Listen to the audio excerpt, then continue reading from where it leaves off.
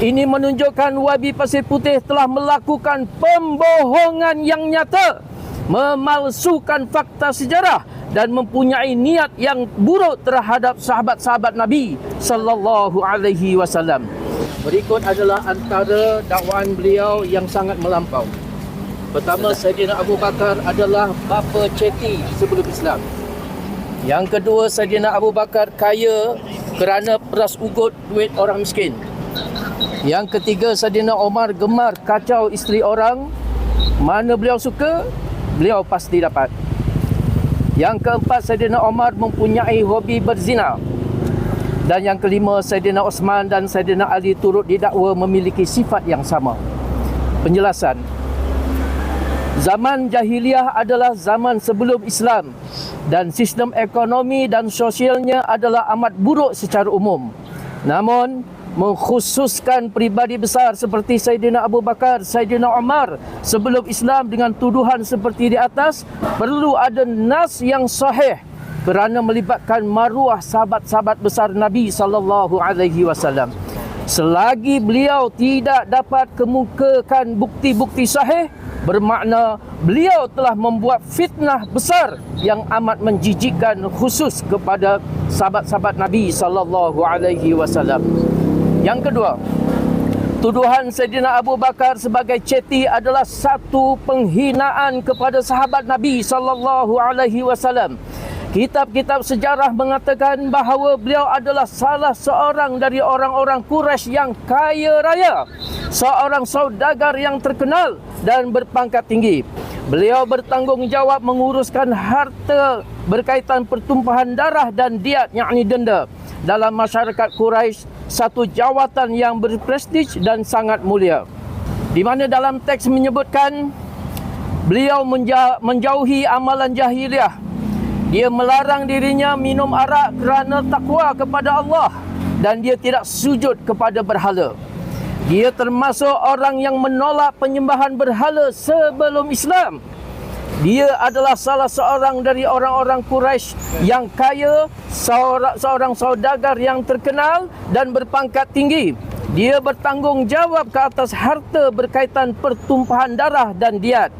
Dalam masyarakat Quraisy, ini adalah jawatan yang sangat terpuji di dalam masyarakat.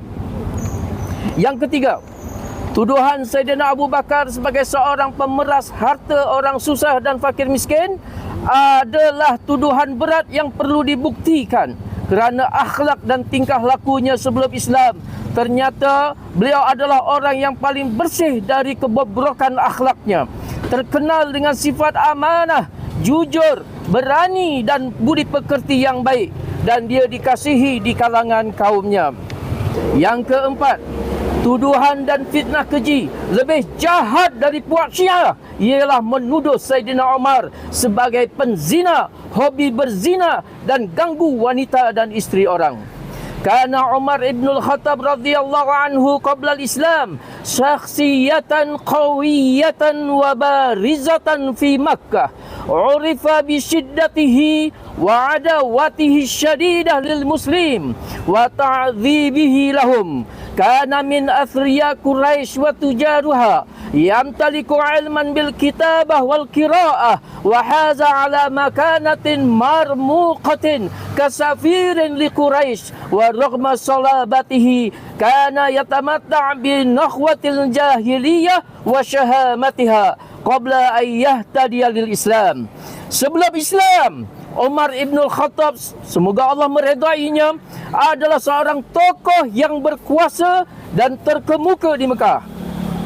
Terkenal dengan kekerasannya, permusuhannya yang kuat terhadap umat Islam dan penyeksaannya terhadap mereka. Beliau adalah antara saudagar Quraisy yang kaya, celik huruf dan memegang jawatan berprestij sebagai duta bagi Quraisy. Walaupun keras, dia memiliki satria dan kehormatan zaman pra-Islam sebelum masuk Islam.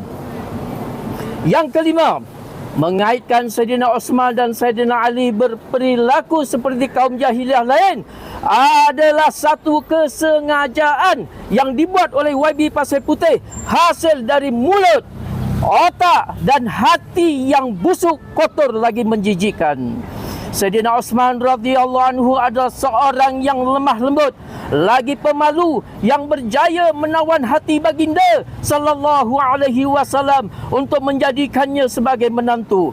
Lebih menjengkelkan dan meremukkan jantung hati umat Islam sedunia bila Sayyidina Ali karramallahu wajah, semoga Allah memuliakan wajahnya, dari penyembahan berhala yang telah disepakati gelaran tersebut kepada beliau, turut dilemparkan fitnah keji YB Pasir Putih ini.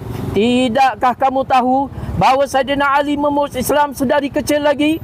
Tidakkah kamu tahu keluhuran dan ketulusan jiwanya sedari kecil itu telah menambat hati baginda sallallahu alaihi wasallam untuk menikahi putri tercintanya Fatimahuz Zahra, la haula wala quwwata illa billahil aliyil azim. Yang keenam, kami berharap pihak berkuasa yang terlibat dalam soal tauliah dan kefahaman melampau takfiri khawariji mengambil tindakan sewajarnya bagi membendung YB Pasir Putih dari terus bercakap soal agama, dan kami menuntut permohonan maaf terbuka dan bertaubat kepada Allah Subhanahu wa taala.